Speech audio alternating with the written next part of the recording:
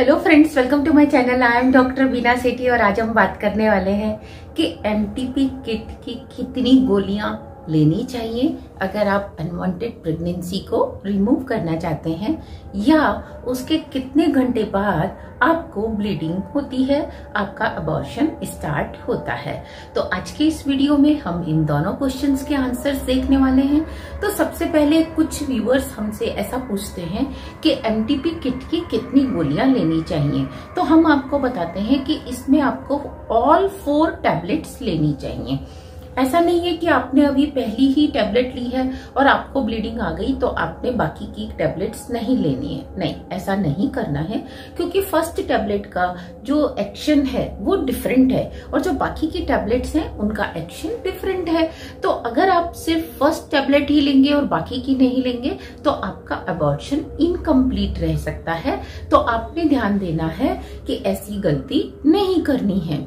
और दूसरा, कितने घंटे बाद आपको ब्लीडिंग होगी। तो आप ऐसे देखिए, कभी कभी बहुत ही रेयर केस होता है कि आपको फर्स्ट टैबलेट के बाद ही ब्लीडिंग स्टार्ट हो जाए, लेकिन जनरली ऐसा नहीं होता। मैं जनरल बोल रही हूँ कि मतलब 70, 80, 90% केसेस में ऐसा नहीं होता, लेकिन कुछ 2-4-5%, मैक्सिमम 10% तक केसेस में ही ऐसा होता है कि आपको जल्दी से ब्लीडिंग स्टार्ट हो जाती है, वो भी जब बहुत ही एडवांस आपकी मतलब प्रेगनेंसी है। इसके बाद हम देखते हैं कि जब आपने चारों टैबलेट ले ली तो उसके बाद कब होगी। देखो, किसी को आधे घंटे बाद ही ब्लीडिंग हो जाती है, तो इसीलिए जब आप टैबलेट ले रहे हैं तो आप घर पर रेस्ट करें। यानी कि ऐसा नहीं कि आप ऑफिस जा रहे हैं या मार्केट जा रहे हैं या कहीं घूमने गए हैं तो आपने टैबलेट ले ली, ऐसी गलती नहीं करनी है। आपने ये ध्यान देना है कि आधे घंटे के बाद any time it can start, और मैक्सिमम 24 आवर्स, 20-22 घंटे, 24 घंटे के अंदर वो कभी भी आपका अबॉर्शन स्टार्ट हो सकता है।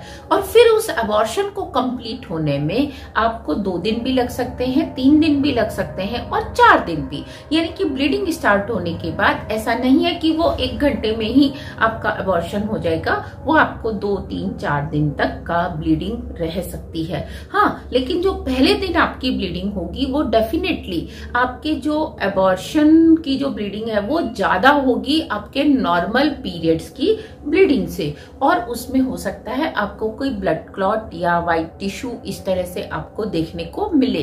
तो आपने ये समझना है कि भाई अबॉर्शन जो है हो गया है। कभी कभी ये क्लॉट्स ज्यादा भी आते हैं, तो आपको डरना नहीं है, और इसीलिए आपको कहा जाता है कि जब आपने एमटीपी किट ली है तो आप घर पर रेस्ट करें।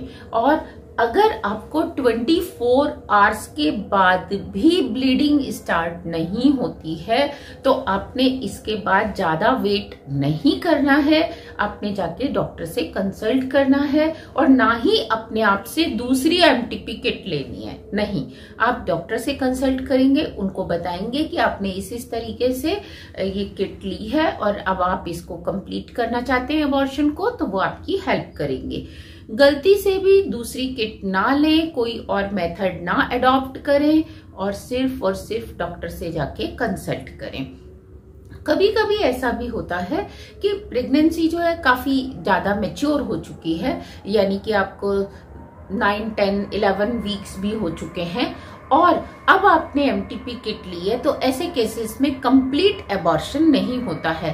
तो आपने इतने केस में ध्यान देना है जब आपका केस मैच्योर्ड प्रेगनेंसी का है कि आपका जो टिश्यू मास है वो बाहर निकल जाए। अगर आपको फील होता है कि एक साथ बहुत सारा टिश्यू मास बाहर चला गया तो इसका मतलब अबॉर्शन हो गया, लेकिन खाली ब्लीडिंग ही आई है और टिश्यू मास बाहर नहीं गया है तो आपको फिर डॉक्टर से कंसल्ट करने की जरूरत है। अदरवाइज अंदर ही आपकी बॉडी में इनकम्प्लीट अगर अबॉर्शन या कोई टिश्यू रह जाता है तो आपको फिर नेक्स्ट मंथ तक क्या होता है, आपको एक्सेस में ब्लीडिंग आती है और आपकी हेल्थ काफी खराब हो जाती है, और आप उसके बाद फिर प्लान, अगर प्रेगनेंसी प्लान भी करना चाहते हैं तो भी आप नहीं कर पाते।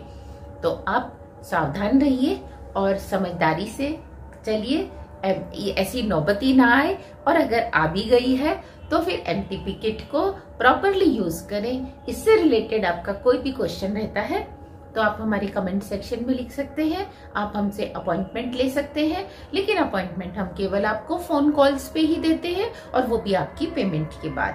तो thank you very much, all the very